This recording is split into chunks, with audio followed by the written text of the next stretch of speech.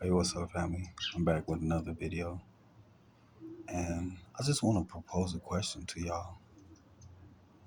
What do you all think happened to Kanye's Yeezy, Ye, whatever you want to call him? What do you think happened to his face, family? Have y'all noticed that? I haven't heard anybody but one person, Brother Jediah Malik, speak on that. But if you take a closer look at Kanye's face, you'll notice that this brother has a bruise on his cheek and a busted lip. It almost looks like he has a cold sore, family. And I was just wondering what was going on with that. Family, one thing that we know for sure and that we've heard, and I don't know if some of you have heard this, but we've heard about the gay Jewish mafia. And this is no disrespect to anybody's sexual preference. You know what I'm saying? I'm not on that type of time, family. I'm not. This is about Kanye and what he said and what he's brought to light, for those who are still in dark. Family, we've been knowing about this. Like I said, we've been knowing about this for a long time. We know that these things go on, especially with these entertainers, family. We know that, to in order to be a part of this whole Hollywood, you have to sell your soul to Hashatan, aka Satan the devil. Okay? We know this, family. But let me propose this question to you again. What you think happened, family? I want y'all to take a look and see what's going on with Kanye's face. Like, what did they do to him, family? It reminds me of when my first wife died, right? And this is what I believe happened, family. Let me just give you the scenario because this is what I believe happened, right? And I could be wrong, family, but let me just give you the scenario, family. I believe Kanye got a phone call, family. I believe he got a phone call, and when he got that phone call, family, they told him that they need to meet with him. And I don't know whether it be some secret location, family, because it could be a restaurant with stairs that leads down into a tunnel. It could be a music office, a music executive's office. It could be the head of Adidas. It could be, the the label exec's office. It could be anything, family. But think about this, family. Let me just give you a scenario, and this is true. I remember when I got a phone call, and this is pertaining to my first wife. I remember when my first wife, before she passed away, I got a phone call from the physician who was attending to her. And he called me and told me, Mr. Calvin, I want to let he was an Indonesian doctor. And the way I don't know if it was his accent or just the way he came off, it sounded kind of rude. So I didn't snap, I didn't do anything, and I don't believe he intentionally came off that way. I believe that's just the way that he was used to speaking as a doctor, because sometimes doctors speak real stern like. Well, anyways, he said to me, he was like, Mr. Calvin, your wife is dying. We're doing everything we can. We did everything we can, but there's nothing we can do to save her. And the way he was coming off, you know, I was like, okay, just please, I said, sir, do everything in all means, you know, and do everything, to to keep her alive and well, to keep her alive, family. And I kept telling him I just want to make sure, and I kept repeating this. I kept saying, to exhaust all resources. You know what I'm saying, family? I didn't have money like that. I wasn't no billionaire like Kanye West, family, but I had good insurance. So I was like, hey, I don't care how much it costs.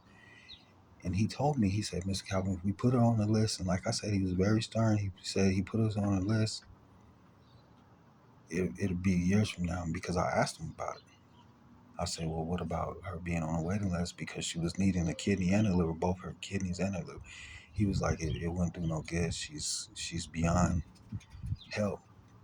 So I was like, okay. And let me just give you a little backstory. You know, my first wife at that time, she was dealing with a lot of issues as far as her kidney was concerned. She was always in and out of the hospital, family. So I'm just thinking this is just a routine visit, like not that seriously. I'm kind of being lackadaisical as far as my attitude is concerned to it. It's concerned, excuse me, as far as my attitude is concerned towards her. And I I rest, right? And that night I had to work, so I get off work and I'm on the bus and I'm like, I'm praying. I said, Most High, I'm tired. I can't do these things anymore. I can't deal with this situation anymore. I need a way out. And believe it or not, that day it was very cloudy outside, like it was wanting to rain, like it was about to rain, which it did end up raining. Not that day, but it ended up raining and later that week. Well, anyways, I get home. The same doctor that called me that night calls me again and reiterates what he said and said it's dire, And I told him, I'll get up, I'll go and I'll be there in a little while. Basically, is what I told him. Like again, once again, I had this lackadaisical attitude, you know, not really taking my first wife's condition seriously. Excuse me, y'all, because like I said, we've been going through this for at least probably like at that time, probably like 13, 14 years, family, and I'm just exhausted. Well, anyways, I finally rest for a little bit. I get up, like I couldn't really sleep, so I'm just laying down.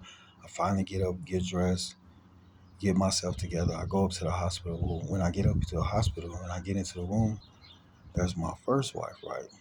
She's laying there on the gurney, not the gurney, excuse me, the hospital bed. She's on a ventilator, helping her breathe. She has a tube in her mouth, and there's blood coming out her mouth. And I'm asking the nurse, well, what's going on? Why does she got blood coming out her mouth? And she says, and the nurse tells me, well, both her liver and her kidney functions are have completely stopped, basically. And what they were doing, since our kidneys filtrate, the kidneys and the liver filtrate our blood, right? And I don't remember exactly what both of them do. I don't want to sound educated and sound like I'm misleading y'all, but basically, your liver and your kidneys filtrate your blood and all the impurities in your body. Well, anyways, since they weren't working properly and they were failing and they were basically non-functioning, she was regurgitating the blood. It was causing her blood to regurgitate. So basically, what they were doing was taking the tube, the suction tube, and sucking all the blood out of her mouth and suck and put in the suction tube was suction it into whatever uh, container it had. And so I'm like, I gotta go home. So I go home, family. I go home,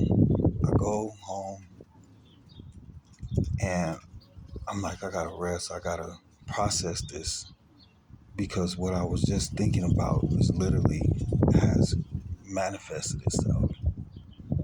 And I'm crying and I'm distraught, family. Like I'm distraught. This was like in 2013, family. So this has been some years, and I'm distraught, family. I'm so distraught over this, and I'm like, oh man, I'm about to lose my wife. You know what I'm saying? This lady I've been with for like 17 years, I'm about to lose her, family.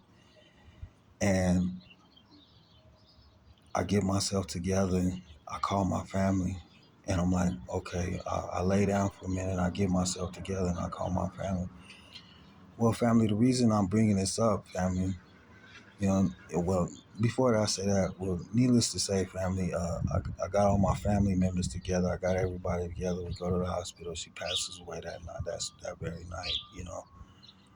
Well, needless to say, family, the reason I related that to this whole Kanye West situation is because, family, I'm just thinking like, did he get a call that night? And, you know, and they tell him we got to meet with you, and they told him everything, and Kanye, and he goes to this meeting, right? I'm just giving you a scenario, family. I could be way off, but I could be telling the truth. You never know, family. But I'm just saying this is just my opinion and my take on how Kanye obtained those bruises. Well, family, did he get a call that night? Did he go to that meeting? Did they beat him up, family? Because, like I said, family, they do refer to these people as the Jewish Mafia, family. And if we think about the Jewish Mafia, family, you know what comes to mind? Meyer Lansky, family. Meyer Lansky. Research Meyer Lansky, family.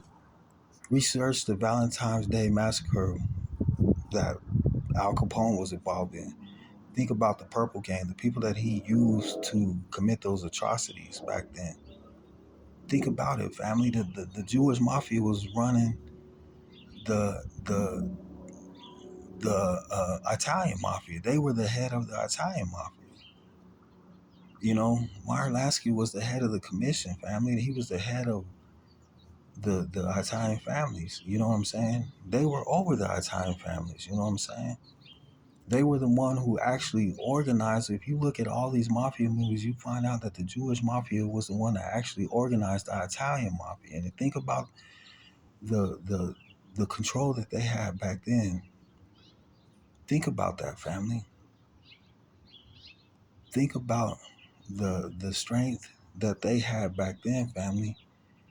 And think about that now. That still continues today, family. So if that still continues today, if this is what industry insiders refer and people like Randy Quaid, this is what he called them, the Jewish mafia. Kanye West is not the only one that said this, you know. And I don't believe Kanye West